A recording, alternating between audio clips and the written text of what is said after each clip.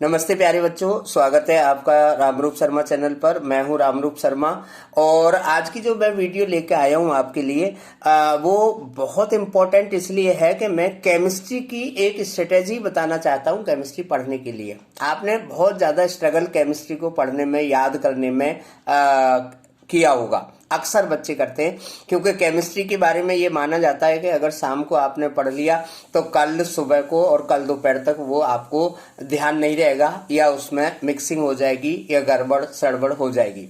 ठीक है ना। तो देखिए, मैं आपको केमिस्ट्री को पढ़ने का बहुत नायाब तरीका बता रहा हूं और वो 3-4 बातों को आप ध्यान से सुन लें केमिस्ट्री में और केमिस्ट्री आपको पढ़ने में मजा आने लगेगा।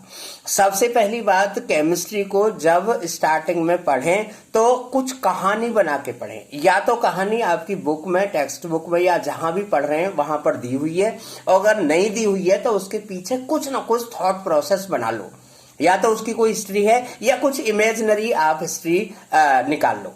ऐसा हुआ होगा, ऐसा होगा, वैसे होगा, वैसे होगा, इसलिए ऐसा हो गया। आपको कोई नहीं रोक रहा है, ये आपका अपना तरीका है केमिस्ट्री को पढ़ने के लिए। दूसरी बात, तो पहली बात बहुत जरूरी है कि आप केमिस्ट्री के कंसेप्ट को पढ़ने के लिए अपना थॉट प्रोसेस निकालें। अगर दिया हुआ है तो उसे पढ़ने की कोशिश करें, वो नहीं समझ आए तो अपने तरीके से उसे क्रिएट कर लें, इमेजिन कर लें। दूसरी बात यह है कि केमिस्ट्री को अगर आपने अभी पढ़ा है तो शाम को एक बार रिवाइज करें, कल को किसी के साथ डिस्कस करें और एक हफ्ते बाद उसे अपने तरीके से पढ़ने की कोशिश करें।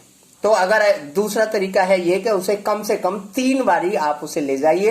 पहले में आपको पढ़ना है, सुनना है, देखना है।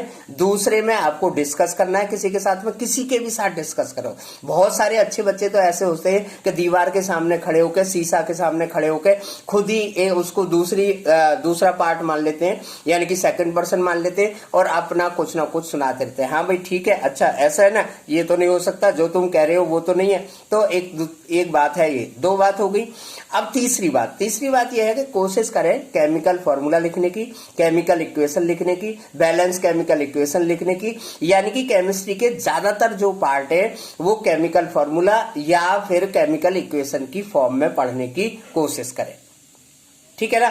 अगर आपने इन चीजों को केमिस्ट्री में अप्लाई कर लिया तो आपके लिए केमिस्ट्री आसान हो जाएगी। और एक बात लास्ट में बता देता हूं, अजीब सी बात बता रहा हूं आपको, कि केमिस्ट्री को फर्स्ट टाइम में पूरी तरीके से समझने की अगर आप कोशिश करेंगे तो थोड़ा सा आपको मुश्किल होगा। बहुत सारे रूल, 9th में कुछ लॉ और है और 11th में जाके वो लॉ कुछ और हो जाते हैं। इसमें एक्सेप्शन बहुत ज्यादा है, इसलिए अक्सर केमिस्ट्री के टीचर हम लोग ये कहा करते हैं कि केमिस्ट्री में ऑलवेज ऑलमोस्ट वर्ड का यूज करिए। ऑल वर्ड का यूज तो करो ही मत, करना ही भूल जाओ, है ना। ऑलमोस्ट, मोस्टली, ठीक है ना। सभी मेटल नहीं, ऐसा नहीं करते, ऑलमोस्ट मेटल ऐसा करते, ठीक है ना। और कुछ चीजें ऐसी हैं जो आपको स्टेप बाय स्टेप समझ आएंगी, बच्चे स्टेप बाय स्टेप समझ आएंगी। ऐसा नहीं है, बहुत कम बच्चे ऐसे होते हैं जो फर्स्ट टाइम कंसेप्ट पढ़ा, एक साथ पढ़ लिया।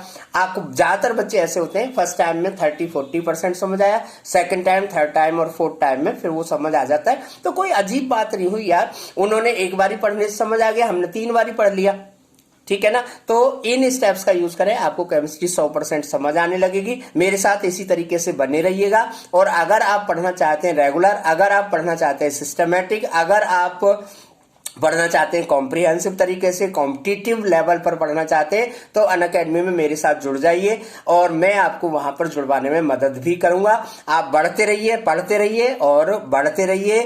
Thank you so much and all the very best.